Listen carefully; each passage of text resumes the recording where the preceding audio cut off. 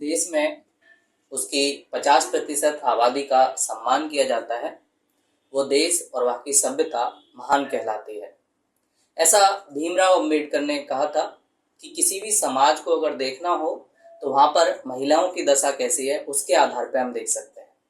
हाल ही में सरकार ने इसी में एक कदम बढ़ाते हुए भारतीय महिलाओं को राजनीति में अधिकार देने के लिए नारी शक्ति वंदन एक अधिनियम पारित किया, जिसके तहत संसद में, लोकसभा और साथ में राज्य के स्तर पर विधानसभा में 33% आरक्षण देने की बात की गई।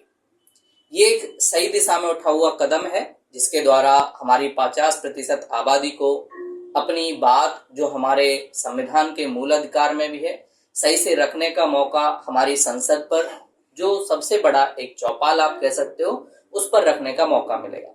और साथ ही हमारे कानून में भी ऐसी व्यवस्थाएं आएंगी जिनके द्वारा नारियों की सोच को भी उसमें शामिल किया जाएगा। और आप चाहे चाइना का एग्जाम्पल लें, चाहे अमेरिका का लें, तो वहां पर काफी ज्यादा भागीदारी है महिलाओं की उनके कार्यों में, लेकिन भारत में काफी कम भागीदारी है।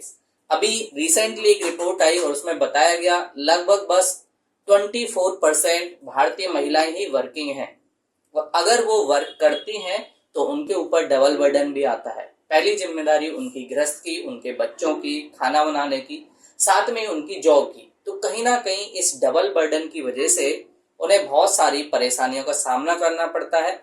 और कई बार जब इनकम कहीं ना कहीं पति की या घर की उठती है तो महिला को जॉब करने से भी रोका जाता है।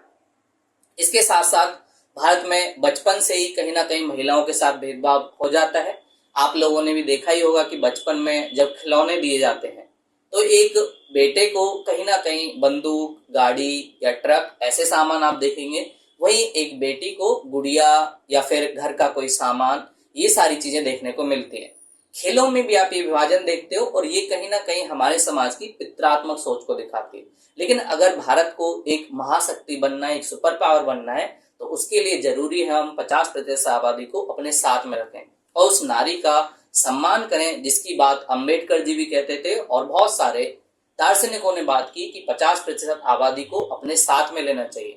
सिंधु घाटी सभ्यता इसीलिए महान थी क्योंकि वहां पे मात्र सत्तात्मक समाज था।